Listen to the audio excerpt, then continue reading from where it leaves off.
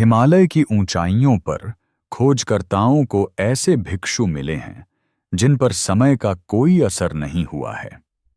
ये रहस्यमय भिक्षु संभवतः हिमयुग के बाद से जीवित हैं, प्राचीन अनुष्ठानों का पालन करते हैं और लुप्त ज्ञान को संजोए हुए हैं।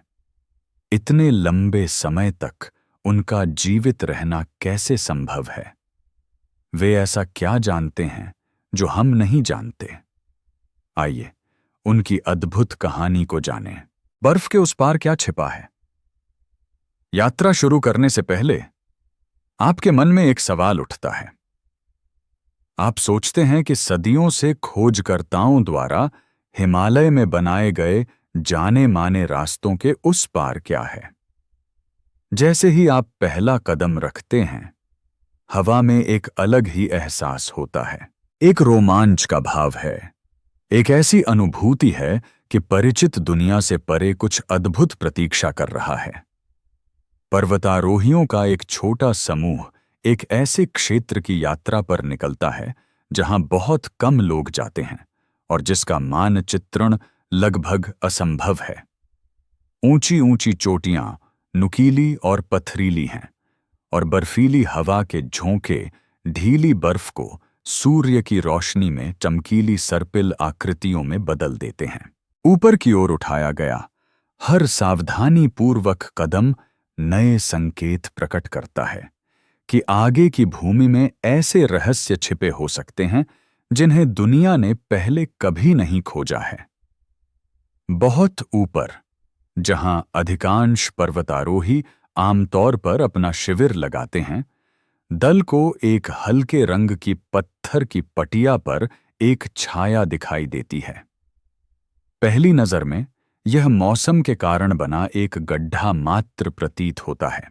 हालांकि जैसे जैसे वे करीब पहुंचते हैं, उन्हें एहसास होता है कि यह वास्तव में चट्टान में जानबूझकर तराशा गया एक प्रवेश द्वार है। यह प्रवेश द्वार उगते सूरज की रोशनी के साथ बिल्कुल मेल खाता है, जिससे पत्थर पर एक गर्म सुनहरी रोशनी पड़ती है। इस खोज से पर्वतारोही रुक जाते हैं। किसी भी सभ्यता द्वारा इतनी ऊंचाई पर भवन निर्माण का कोई प्रमाण नहीं है, लेकिन यहां एक गुप्त द्वार है जिसकी खोज की जानी बाकी है। प्रवेश द्वार की दीवारों पर धुंधली ज्यामितीय आकृतियां देखी जा सकती हैं। नक्काशी जटिल है और समरूपता और तर्क की उच्च स्तरीय समझ को दर्शाती है। कुछ आकृतियां तारामंडलों से मिलती जुलती हैं, जबकि अन्य रथुओं में परिवर्तन या हिमनदों की गति को दर्शाती हैं। शोधकर्ता असमंजस में हैं, क्योंकि ये निशान किसी भी ज्ञात हिमालयी समूह के निशानों से मेल नहीं खाते।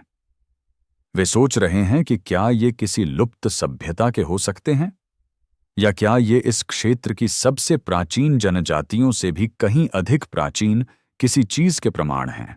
मार्ग के अंदर तापमान तेजी से घटता है। हवा शांत है, लगभग रहस्यमय सी। चट्टानों की संरचनाएं रणनीतिक रूप से इस तरह से रखी गई हैं कि वे खोजकर्ताओं को आगे बढ़ने का मार्ग दिखाती हैं, जो किसी विशिष्ट उद्देश्य का संकेत देती हैं, न कि वे बेतरतीब ढंग से बनी हों। गलियारा एक ऐसे कमरे में खुलता है जिसकी दीवारें पाले से ढकी हुई हैं और कांच की धूल की तरह चमक रही हैं। इस कक्ष में पाइकिकमानी टीम को शुरुआती कलाकृतियां मिलती हैं। ये वस्तुएं सुनियोजित ढंग से रखी गई हैं, जो किसी मंदिर या धार्मिक स्थल का संकेत देती हैं। इसमें अपरिचित प्रतीकों से खुदे हुए चिकने पत्थर और हिमालय में न पाए जाने वाले पेड़ों से बनी नक्काशीदार लकड़ियां शामिल हैं। अंदर गहराई में एक छोटा सा स्थान है जिसमें पुराने कपड़े के टुकड़े रखे हैं, जो ठंडे वातावरण के कारण अच्छी तरह से संरक्षित हैं। कपड़े पर बने पैटर्न बहुत ही बारीक और जटिल हैं, जो यह दर्शाते हैं कि इसे पहाड़ों में रहने वाले आम लोगों ने नहीं बनाया था। आधुनिक वैज्ञानिक ज्ञान के अनुसार यह सामग्री उस तरह से खराब नहीं हुई है जितनी होनी चाहिए थी, और इसके कुछ हिस्सों में अभी भी रंग के निशान मौजूद हैं, जो इतनी ऊंचाई को देखते हुए काफी उल्लेखनीय है। इन कलाकृतियों की व्यवस्था से पता चलता है कि इस स्थान के प्राचीन निवासियों के पास उन्नत क्षमताएं, मान्यताएं और जीवनयापन के तरीके थे, जो इतनी कठोर परिस्थितियों के लिए इतिहासकारों को पहले ज्ञात नहीं थे। कक्ष के एक अन्य भाग में पत्थर के कटोरे अर्धवृत्ताकार रूप में व्यवस्थित हैं। इनके अंदर एक पाउडर जैसा पदार्थ मिला है, जिसका उपयोग संभवतः प्रारंभिक संरक्षण अनुष्ठानों में किया जाता था। इस पदार्थ को परीक्षण के लिए एकत्र किया जा रहा है, जिससे संकेत मिलता है कि इन गुफाओं का उपयोग केवल रहने के स्थान के रूप में ही नहीं किया जाता था। ऐसा माना जाता है कि गुफाओं के भीतर और अधिक खोजबीन करने से पहले इनका उपयोग अनुष्ठानों के लिए भी किया जाता था। इस खोज से संकेत मिलता है कि हिमयुग के दौरान एक अत्यंत संगठित और उन्नत समुदाय का अस्तित्व था, जो पहले असंभव माना जाता था। जैसे ही खोजकर्ता एक अंधेरी सुरंग की ओर बढ़ते हैं, उन्हें चट्टान का एक संकरा रास्ता दिखाई देता है, जिस पर अनेक पदचिह्न बने हुए हैं। इससे संकेत मिलता है कि हिमनदियों के पिघलने के बाद गुफा खाली नहीं रही थी।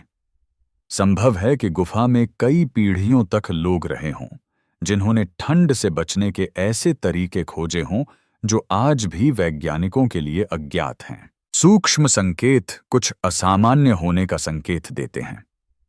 बर्फीली धूल में हल्के दबाव के निशान बताते हैं कि हाल ही में कुछ गतिविधि हुई है। पाला अस्त व्यस्त प्रतीत होता है, मानो कोई चीज अभी अभी यहां से गुजरी हो।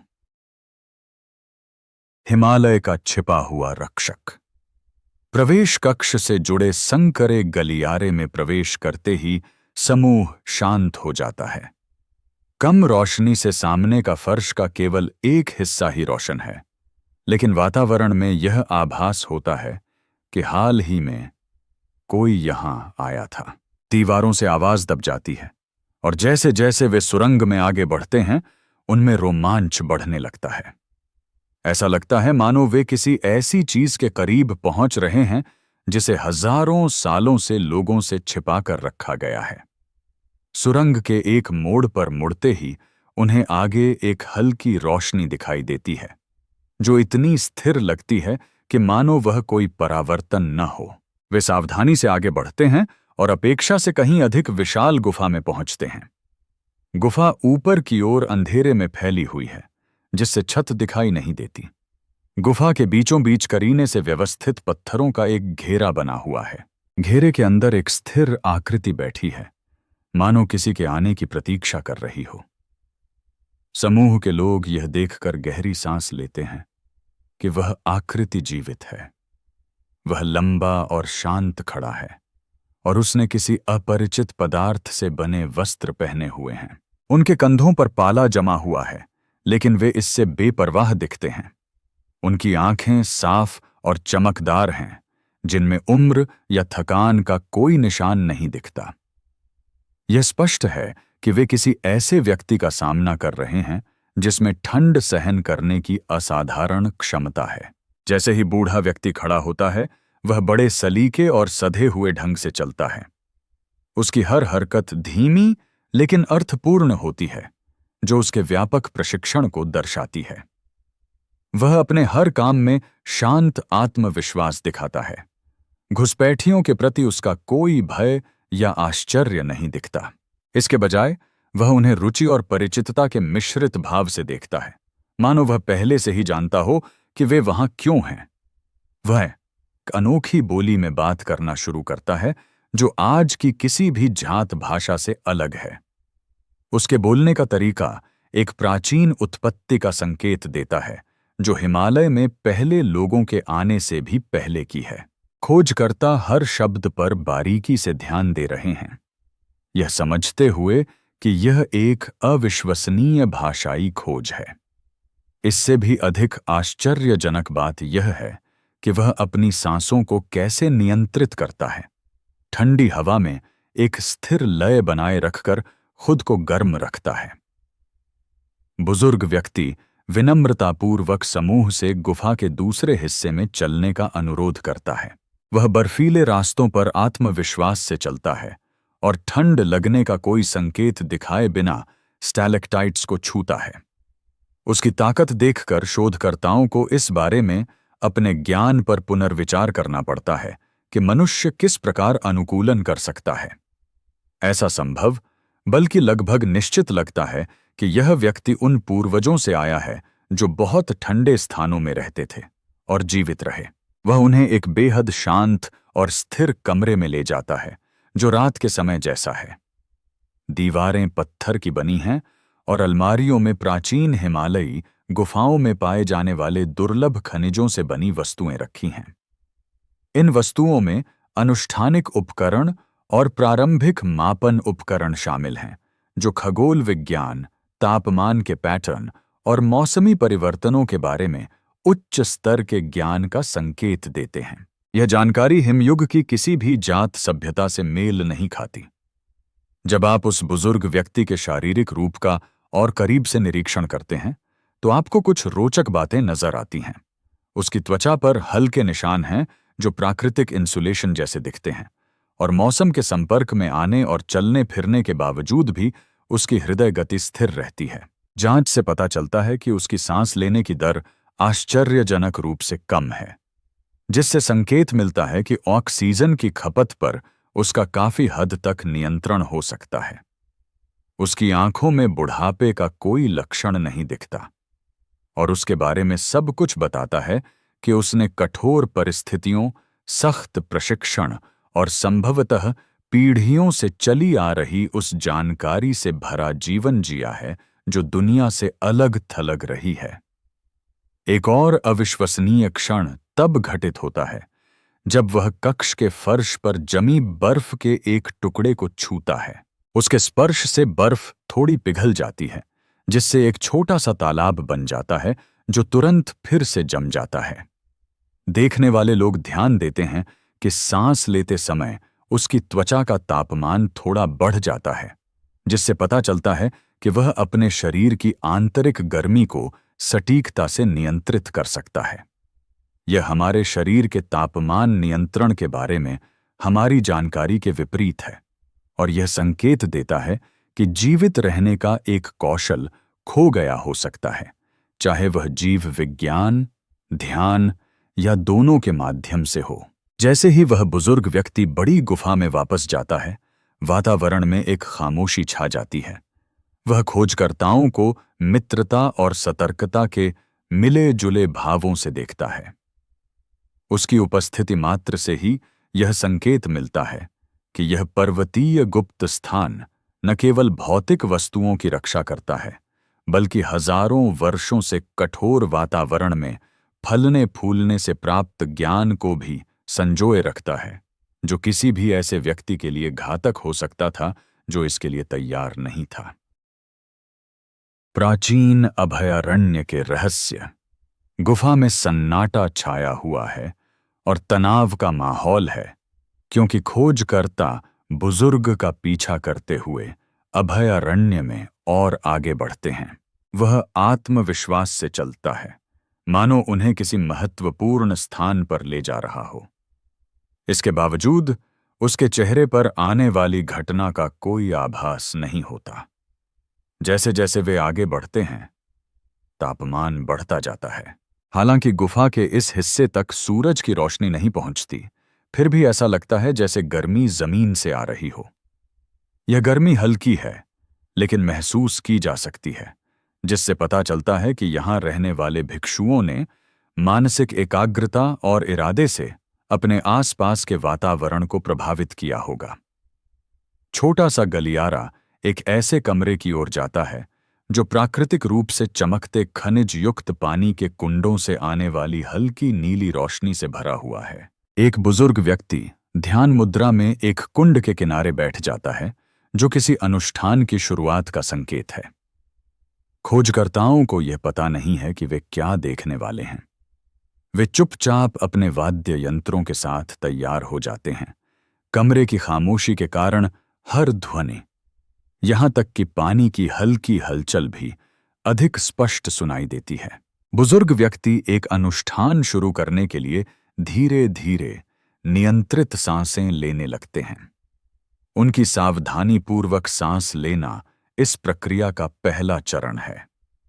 हर बार जब उनका सीना फैलता है तो वह सटीकता से होता है और उनकी सांसों की लय उनके आसपास के पानी को प्रभावित करती हुई प्रतीत होती है। जैसे जैसे वह आगे बढ़ता है, पूल का तापमान धीरे धीरे बढ़ता जाता है। शोधकर्ता जो देख रहे हैं उसे देखकर चकित हैं। वहां न तो हीटर हैं, न आग और न ही कोई प्रत्यक्ष ताप स्रोत। ऐसा प्रतीत होता है कि शरीर की गर्मी पूरी तरह से उस व्यक्ति की सांस लेने से जुड़ी हुई है। यह एक प्रभावशाली शारीरिक अनुकूलन का संकेत है। गहन एकाग्रता के माध्यम से वह आंतरिक रूप से गर्मी उत्पन्न करने में सक्षम है, जिससे उसका चयापचय बदल जाता है और बिना किसी बाहरी सहायता के पूल गर्म हो जाता है। जैसे जैसे बुजुर्ग व्यक्ति इंद्रियों के एकांत में जाने लगते हैं, उनमें एक परिवर्तन आता है। उनकी पलकें झुकने लगती हैं और वे अधिक अंतर्मुखी हो जाते हैं। उनकी नाड़ी काफी धीमी हो जाती है और उनकी त्वचा पर एक हल्की चमक दिखाई देती है, जो बेहतर रक्त संचार का संकेत है।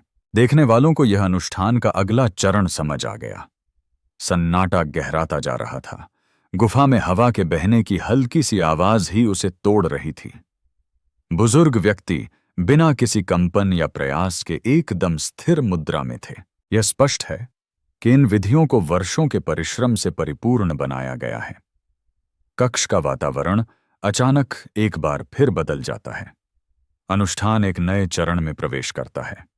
बुजुर्ग व्यक्ति हथेलियों को बाहर की ओर करके अपने हाथ ऊपर उठाता है और उसकी त्वचा से सहज रूप से गर्माहट निकलती है।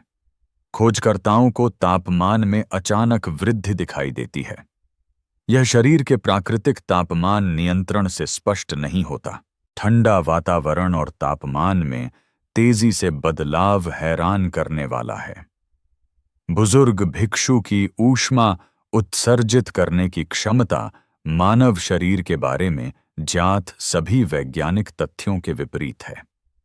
अचानक दो युवा भिक्षु बिना कोई आवाज किए एक गलियारे से बाहर निकलते हैं।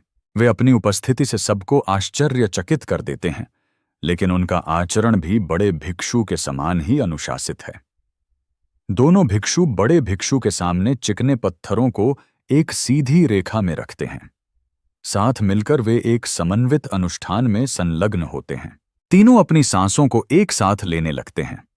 उनकी सामूहिक लय से ऐसा लगता है मानो उनके आसपास की हवा गर्म, स्पंदित ऊर्जा में बदल गई हो, जिससे अन्यथा ठंडी गुफा में गर्मी का एक घेरा बन गया हो, जैसा कि बाद में खोजकर्ताओं ने बताया। एक आश्चर्यजनक क्षण तब आता है जब सबसे छोटा भिक्षु एक कौशल दिखाता है। वह धीरे धीरे सांस छोड़ता है और उसके मुंह से थोड़ी सी भाप निकलती है। गर्मी उसके शरीर से आ रही है, आसपास के वातावरण से नहीं।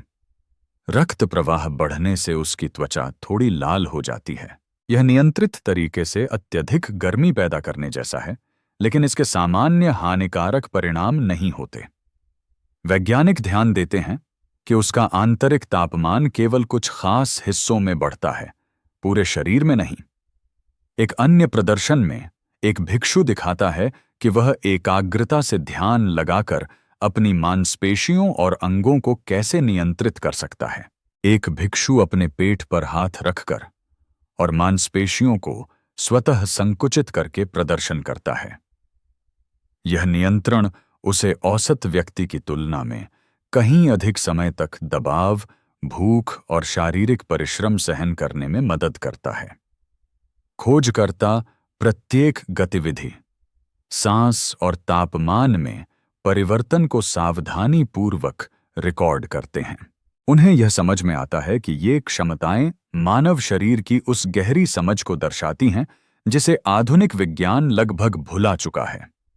अंत में वह बूढ़ा व्यक्ति अपनी आंखें खोलता है, जिससे पता चलता है कि अनुष्ठान समाप्त हो गया है। उसकी नज़र खोजकर्ताओं को एक ऐसा संदेश देती है जिसे वे महसूस तो कर सकते हैं लेकिन समझ नहीं सकते। उसकी सांसें फिर से सामान्य हो जाती हैं और कमरा ठंडा हो जाता है। दूर से बर्फ पिघलने की ही आवाज सुनाई देती है। वैज्ञानिकों को एहसास होता है कि उन्होंने एक ऐसी परंपरा देखी है जो कठिन परिस्थितियों में जन्मी थी, जहां लोगों को जीवित रहने के लिए अपने शरीर पर नियंत्रण रखना वास्तव में आना चाहिए था। ये अनुष्ठान संभवतः इस समूह के लोगों को विभिन्न जलवायु परिस्थितियों में जीवित रहने, दूसरों से अलग थलग रहने और पृथ्वी में होने वाले उन परिवर्तनों से बचने में मदद करते थे जिन्होंने अन्य सभ्यताओं को नष्ट कर दिया था। बर्फ में खुदे रहस्य। बुजुर्ग द्वारा बताए गए संकरे रास्ते में प्रवेश करते ही खोजकर्ताओं के मन में एक शांत और रोमांचक प्रत्याशा का भाव उमड़ता है। वे सावधानी और दृढ़ निश्चय के साथ आगे बढ़ते हैं, मानो दीवारें किसी चीज का इंतजार कर रही हों। गलियारा ढलानदार होकर पहाड़ के ठंडे हिस्से की ओर जाता है। हवा अधिक ताजी और स्वच्छ हो जाती है, जिससे हर सांस ताजगी भरी लगती है। उनके कदमों की हल्की गूंज खामोशी में झिलमिलाती हुई प्रतीत होती है। दीवारों में खनिज की नसें फैली हुई हैं जो मंद प्रकाश को परावर्तित करती हैं, जिससे खोजकर्ताओं को यह आभास होता है कि यह स्थान सैकड़ों या हजारों वर्षों से अछूता रहा है। गलियारे में चलते हुए वे एक विशाल और विशाल कमरे में पहुंचते हैं। कमरा आग से नहीं बल्कि छत पर जमी बर्फ की पतली परतों से परावर्तित प्रकाश से हल्का रोशन है। बर्फ की इन चादरों ने खोजकर्ताओं की लालटेनों की रोशनी को फर्श पर फैला दिया, जिससे दीवारों पर उकेरी गई बारीक नक्काशी स्पष्ट रूप से दिखाई देने लगी। नक्काशी में घटनाओं का एक क्रम अद्भुत स्पष्टता के साथ दर्शाया गया है और प्रत्येक पैनल के साथ मनमोहक कहानियां बयां की गई हैं। खोजकर्ता उन प्रवासों को देखते हैं जिन्हें आधुनिक पुरातत्वविदों ने पहले कभी नहीं देखा था। भारी वस्त्र पहने लोगों को ठंडी जलवायु के अनुकूल जानवरों के साथ चलते हुए दिखाया गया है। नक्काशी में विशाल बर्फीले मैदानों की यात्राएं दर्शाई गई हैं, जो हिमालय के लिखित इतिहास से बहुत पहले की हैं। ये चित्र संकेत देते हैं कि भिक्षुओं के पूर्वजों ने अपनी संस्कृति को उस समय से संरक्षित रखा है जब बर्फ ने भूमि को आज की तुलना में कहीं अधिक ढक रखा था। एक विशेष चित्र ध्यान आकर्षित करता है। इसमें बर्फ में जल रही आग के चारों ओर एकत्रित लोगों का एक समूह दर्शाया गया है। आग को अत्यंत महत्वपूर्ण बताया गया है, जिसे सम्मान और मार्गदर्शन का भाव दर्शाने वाली विस्तृत रेखाओं से चित्रित किया गया है। यह कलाकृति तापमान को नियंत्रित करने के उन पहले तरीकों को दर्शाती है जिन्हें खोजकर्ताओं ने देखा था। इससे पता चलता है कि ये प्रथाएं जीवित रहने के लिए आवश्यक गर्म रहने के तरीके के रूप में शुरू हुईं। अभयारण्य के अंदर और आगे बढ़ने पर अतिरिक्त नक्काशी दिखाई देने लगती है। इन नक्काशी में विलुप्त हो चुके विशालकाय जानवरों को दर्शाया गया है, जो प्राचीन पर्वतीय दैत्यों और नुकीले दांतों वाले शाकाहारी जानवरों जैसे दिखते हैं। इन जीवों के साथ साथ शिकारी भी हैं, जिनके हाथ में उन्नत कौशल दर्शाने वाले औजार हैं। ये औजार पुरातत्वविदों द्वारा अध्ययन की गई प्राचीन पर्वतीय सभ्यताओं में पाए गए किसी भी औजार से भिन्न हैं। इन हथियारों का आकार, डिजाइन और उन पर बने निशान एक अद्वितीय तकनीकी विरासत का संकेत देते हैं, जिससे पता चलता है कि भिक्षुओं के पूर्वज ऐसे वातावरण में फल फूल सकते थे जहां आज के मनुष्य जीवित नहीं रह सकते। भित्तिचित्रों का स्वरूप अचानक बदल जाता है। एक दृश्य में एक आपदा घटित होती दिखाई देती है। तेज हवाएं, भारी बर्फबारी और बर्फ की चट्टानें टूट रही हैं। भित्तिचित्र में लोग संकरे पहाड़ी रास्तों में चलते हुए दिखाई दे रहे हैं, जो खोजकर्ताओं द्वारा अपनाए गए रास्तों के समान हैं। इससे संकेत मिलता है कि भिक्षुओं के पूर्वजों ने शायद भीषण मौसम से बचने के लिए पहाड़ों की गहराई में शरण ली होगी। संभवतः यही कारण था कि उन्होंने एकांत में रहना चुना। इस खोज का एक अन्य हिस्सा प्रतीकों का एक ऐसा समूह दिखाता है जो पूरी तरह से अद्वितीय है। ये प्रतीक सावधानीपूर्वक विशिष्ट पैटर्न में व्यवस्थित किए गए हैं, जिससे एक सांकेतिक प्रणाली का निर्माण होता है, न कि केवल सजावटी। शोधकर्ताओं का मानना है कि यह पृथ्वी पर पर्यावरण के बारे में अवलोकन दर्ज करने के सबसे प्रारंभिक रूपों में से एक हो सकता है, जैसे कि ऋतुओं, तारों की गति या भूवैज्ञानिक प्रक्रियाओं पर नजर रखना। चमकीली रोशनी आंखों को आकर्षित करती है, जिससे फर्श पर बने छोटे छोटे गड्ढे दिखाई देते हैं। इन गड्ढों में चिकने पत्थरों के समूह पड़े हैं, जिनमें से प्रत्येक समूह भिक्षु की यात्रा के एक अलग काल को दर्शाता है। ये पत्थर विभिन्न रंगों और बनावटों के हैं, जिनमें से कुछ में ऐसे खनिज पाए जाते हैं जो आमतौर पर हिमालय में नहीं मिलते। इससे पता चलता है कि भिक्षुओं के रिश्तेदार दूर दूर से यात्रा करके आए थे और इन पत्थरों को अपनी यात्रा की स्मृति चिन्ह के रूप में लाए थे। बगल में एक छोटी सुरंग दूसरे क्षेत्र की ओर जाती है। वहां की नक्काशी बहुत प्रभावशाली है, जो दर्शाती है कि भिक्षुओं की आध्यात्मिक साधनाएं किस प्रकार विकसित हुईं। प्रारंभिक नक्काशी में एकाग्रता और गर्माहट के लिए बुनियादी आसन और श्वास व्यायाम दर्शाए गए हैं।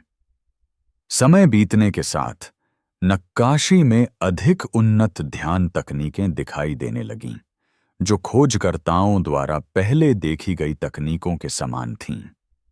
ये भित्ति चित्र दर्शाते हैं कि इन अभ्यासों को विकसित और परिपूर्ण करने में कई वर्ष लगे। अंत में उस रहस्यमय कक्ष में चट्टान में तराशे गए एक विशाल द्वार के चारों ओर भिक्षु एकत्रित हैं। द्वार के ऊपर एक प्रतीक बना हुआ है, जो ऊपर की ओर घूमते हुए आकाश को घूरती हुई आंख जैसा दिखता है। यह संकेत देता है कि पहाड़ के भीतर एक गुप्त क्षेत्र हो सकता है, जो संभवतः अभी भी बंद है, जिसमें भिक्षुओं का प्राचीन ज्ञान, पर्वतीय भिक्षुओं का गुप्त ग्रंथ छिपा हो सकता है। खोजकर्ताओं को एक शांत और सजगता का एहसास होता है जब वे बुजुर्ग के साथ अंतिम भित्तिचित्र के पीछे एक छोटे से छिपे हुए स्थान में जाते हैं। यह कमरा उन सभी कमरों से अलग है जिन्हें उन्होंने पहले देखा है। हवा अधिक सघन प्रतीत होती है, मानो उसमें कोई कोमल स्मृति समाई हो। आसपास के हॉलों से आती ठंड गायब हो जाती है। उसकी जगह हल्की सी सूखापन छा जाता है, जिससे पता चलता है कि यह इलाका लंबे समय से बंद है, बाहरी दुनिया से प्रभावित होने से बहुत पहले से। कमरे के बीच में एक शांत पत्थर का चबूतरा है, जिस पर पुराने घिसे पिटे कपड़ों से बना एक बंडल रखा है। बुजुर्ग व्यक्ति थोड़ा हट जाता है, जिससे खोजकर्ताओं को पास आने का रास्ता मिल जाता है। वे सावधानी से बंडल खोलते हैं। उन्हें उम्मीद है कि शायद उन्हें कुछ अद्भुत मिलेगा। उन्हें एक अनोखी पांडुलिपि मिलती है, जो पतली छाल जैसी सामग्री से बनी है और सदियों से अच्छी तरह संरक्षित है। पन्नों पर स्याही खनिज आधारित है और अभी भी चमकदार है, समय के साथ फीकी नहीं पड़ी है। पांडुलिपि का विश्लेषण करते समय उन्हें कुछ असामान्य चीज नजर आती है जो उनका ध्यान खींचती है। यह लेखन प्रणाली उस क्षेत्र में प्रयुक्त किसी भी अन्य लेखन प्रणाली से भिन्न है। लिपि में प्रयुक्त अक्षरों में घुमावदार रेखाओं और तीखे कोणों का एक अनूठा पैटर्न है। पाठ की प्रत्येक पंक्ति सहजता से अगली पंक्ति में विलीन होती प्रतीत होती है, मानो शब्दों को पढ़ने और बोलने दोनों के लिए ही लिखा गया हो। यह खोज संकेत देती है कि इसे लिखने वाले भिक्षुओं ने अपने ज्ञान को मौखिक शब्दों और प्रतीकों के संयोजन से सांकेतिक भाषा में व्यक्त किया होगा, जिसमें विचार को शारीरिक गति और वाणी को दृष्टि के साथ एकीकृत किया गया होगा। खोजकर्ता सबसे पहले पाठ का अनुवाद करने का प्रयास करते हैं। वे बार बार दिखाई देने वाले प्रतीकों को देखते हैं और ऐसे पैटर्न पर ध्यान देते हैं जो रथुओं या तारों से संबंधित चक्रों को दर्शाते हैं। पाठ का एक भाग विशेष रूप से ध्यान आकर्षित करता है क्योंकि इसमें जलवायु परिवर्तन के बारे में बताया गया है। इसमें वर्णन किया गया है कि कैसे उनके पूर्वजों को खराब मौसम से बचने के लिए मैदानों से पहाड़ों की ओर पलायन करना पड़ा। इस लेख में भयंकर तूफानों, अत्यधिक ठंड और भीषण मौसम का भी उल्लेख है, जिसने सभी जीवित प्राणियों को खतरे में डाल दिया था। ये लेख पिछली हिमयुग के अंत में जलवायु में हुए अचानक परिवर्तनों के बारे में विज्ञान द्वारा दी गई जानकारी से काफी मेल खाते हैं, जिससे पता चलता है कि इन्हें लिखने वाले भिक्षुओं को महत्वपूर्ण ऐतिहासिक घटनाओं की जानकारी थी। पांडुलिपि के एक क्षतिग्रस्त हिस्से में एक चिंताजनक खोज मिली है। इससे पता चलता है कि भिक्षुओं ने सबसे ठंडे वर्षों में पूरी जनजातियों को विलुप्त होते देखकर जीवित रहने के तरीके सीखे। पांडुलिपि में कठोर परिस्थितियों से निपटने के उन्नत तरीकों का वर्णन है, जैसे शरीर की गर्मी को संरक्षित करना, सांस को नियंत्रित करना और जागने और सोने के बीच की अवस्था में पहुंचना। भिक्षुओं ने इन तकनीकों को ऐसी परिस्थितियों में जीवित रहने के लिए परिपूर्ण किया जो आम लोगों के लिए बहुत कठिन होतीं, और इस प्रकार उन्होंने अविश्वसनीय सहन शक्ति का प्रदर्शन किया। गहन छानबीन करने पर पांडुलिपि का एक अंतिम अंश पहाड़ों की गहराई में छिपे एक गुप्त अभयारण्य का उल्लेख करके रहस्य को और गहरा कर देता है। यह अभयारण्य ऐसे ज्ञान के लिए है जिसे बाहरी लोगों के लिए अत्यधिक शक्तिशाली माना जाता है। पाठ में चेतावनी दी गई है कि केवल वे लोग ही सुरक्षित रूप से प्रवेश कर सकते हैं जिन्होंने शरीर और मन दोनों के अनुशासन में पूर्ण महारत हासिल कर ली हो, क्योंकि अप्रशिक्षित लोगों द्वारा प्रवेश करने का प्रयास घातक हो सकता है। खोजकर्ताओं को यह समझ आने लगता है कि अब तक उन्हें जो कुछ भी मिला है, भित्तिचित्र, ठान और अब यह पांडुलिपि, ये सभी एक ऐसे केंद्रीय रहस्य की ओर इशारा करते हैं जिसे अभी उजागर किया जाना बाकी है। इस क्षेत्र में कभी निवास करने वाले भिक्षुओं ने एक सुनियोजित ज्ञान प्रणाली छोड़ी है जो केवल योग्य लोगों को ही इसकी ओर ले जाती है। पाठ में वर्णित गुप्त अभयारण्य में ऐसा ज्ञान समाहित प्रतीत होता है जो अधिकांश लोगों की समझ से परे है। इसका निर्माण ज्ञान को संग्रहित और सुरक्षित रखने के लिए किया गया था और संभवतः इसके परीक्षण के लिए भी। पांडुलिपि का प्रत्येक पृष्ठ दर्शाता है कि इसे एक विशिष्ट उद्देश्य को ध्यान में रखकर बनाया गया था। प्रतीकों, आकृतियों और रेखाओं का उद्देश्य दूसरों को शिक्षित करना, आगाह करना और मार्गदर्शन करना हो सकता था। लेखन शैली से पता चलता है कि जानकारी को केवल निष्क्रिय रूप से देखने के बजाय शरीर और मन दोनों का उपयोग करते हुए सक्रिय रूप से समझने के लिए प्रस्तुत किया गया था। खोजकर्ता इस खोज के महत्व पर विचार कर रहे हैं। पांडुलिपि में उन लोगों की कहानियां हैं जो चुनौतियों, प्राकृतिक आपदाओं का सामना कर रहे हैं और जीवित रहने के लिए हर संभव प्रयास कर रहे हैं। इससे यह भी पता चलता है कि भिक्षुओं में एक ऐसी आध्यात्मिक या मानसिक शक्ति थी जिसने उन्हें उन कठिनाइयों को सहने में मदद की जो अन्य लोग नहीं सह सकते थे।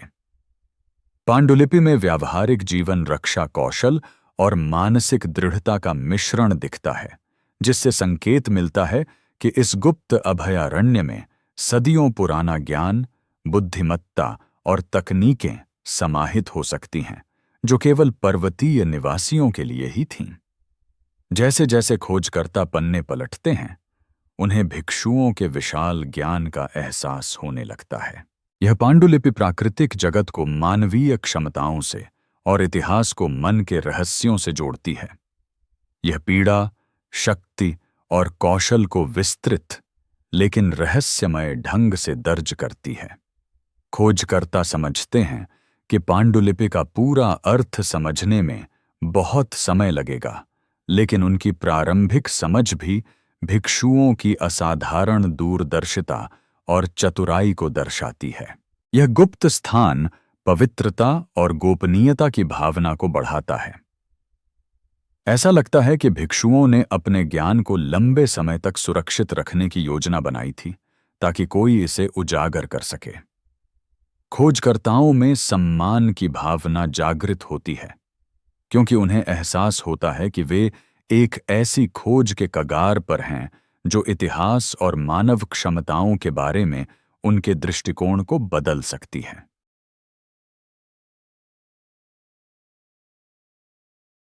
जमे हुए मठ के रहस्य। खोजकर्ता चुप हो गए जब बुजुर्ग ने किताबों की अलमारी के पीछे छिपे हुए मार्ग की ओर इशारा किया। जैसे जैसे वे करीब आते गए, उनके आसपास की हवा ऊर्जा से भर गई। सभी सतहें पाले से चमक रही थीं, लेकिन यहां की ठंड थोड़ी अलग थी। बुजुर्ग की निगाहें और भी आकर्षक लग रही थीं। उनमें शांति और आश्वासन का भाव था। ऐसा लग रहा था मानो वे चुपचाप खोजकर्ताओं को किसी महत्वपूर्ण बात की चेतावनी दे रही हों। तभी अचानक हुई हलचल से समूह चौंक उठता है। वृद्ध और युवा भिक्षु शीघ्र ही विदा हो जाते हैं। जमीन पर पैरों के निशान नहीं हैं और हवा में गर्माहट भी नहीं है, फिर भी वे वहां मौजूद हैं। उनकी अनुपस्थिति स्पष्ट रूप से महसूस होती है और एक खालीपन का एहसास कराती है। खोजकर्ताओं ने कमरे में सरसरी नजर डाली, लेकिन सब कुछ अछूता प्रतीत हुआ। केवल कुछ ही चीजें बची थीं जो जानबूझकर रखी गई थीं। पैटर्न में व्यवस्थित पत्थर, लकड़ी की छोटी छोटी नक्काशी और दुर्लभ खनिज के टुकड़े। टीम को धीरे धीरे उन वस्तुओं का अर्थ समझ आने लगता है जो उन्हें मिली हैं।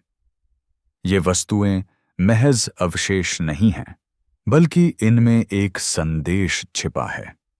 वस्तुओं की व्यवस्था से एक उद्देश्यपूर्ण संकेत मिलता है, जैसे कोई नक्शा या चेतावनी, जो उन लोगों के लिए है जो मठ के प्राचीन सिद्धांत को समझ सकते हैं। खोजकर्ता अपने सामने आने वाले हर पैटर्न को दर्ज करना शुरू कर देते हैं। वे तस्वीरें लेते हैं और प्रत्येक वस्तु को सटीकता से मापते हैं। व्यवस्था में हर विवरण सोच समझकर किया गया प्रतीत होता है। जटिल डिजाइन सदियों से चली आ रही ज्ञान की झलक देती है।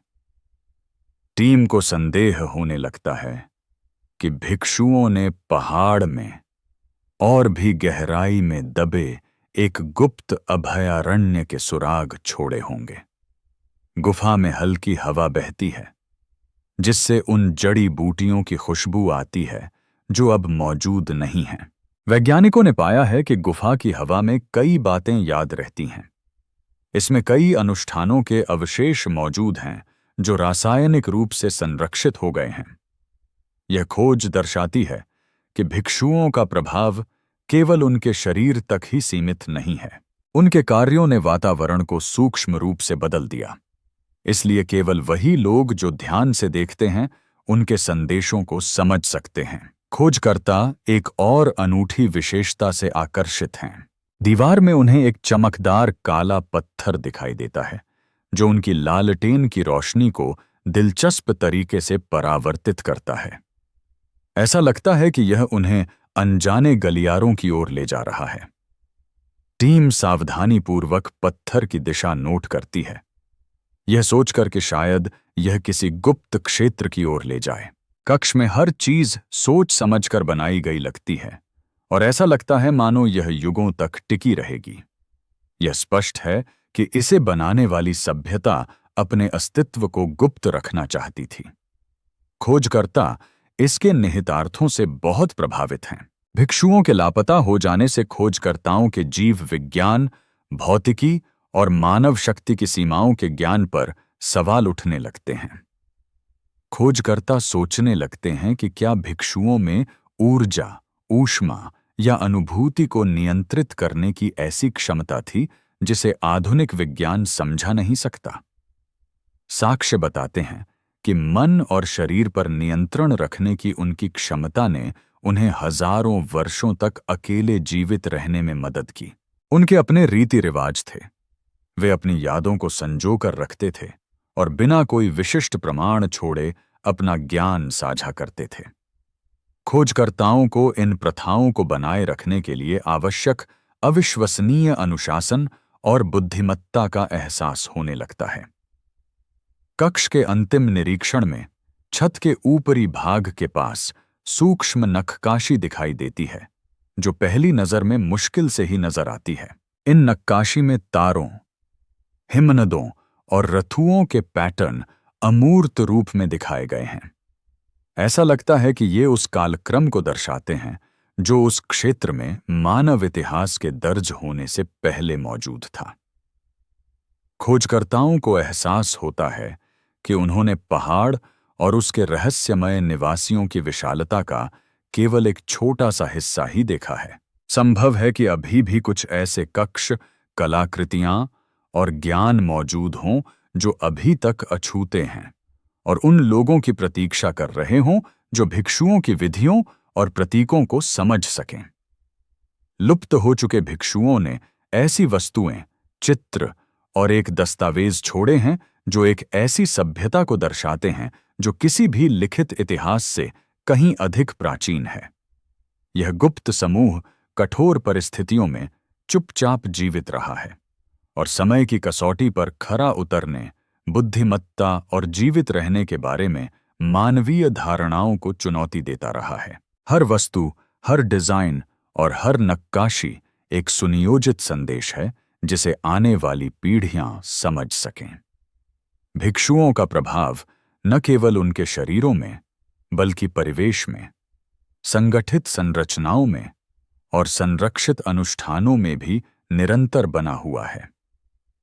उनकी विरासत एक जीवंत वृत्तांत है जो जागरूक व्यक्तियों से इसके अर्थ को समझने की अपेक्षा करती है।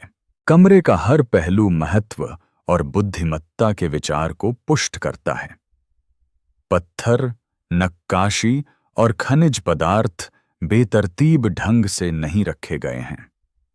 उन्हें इस तरह से व्यवस्थित किया गया है जो आकृतियों, प्राकृतिक जगत और मानव चिंतन की समझ को दर्शाता है।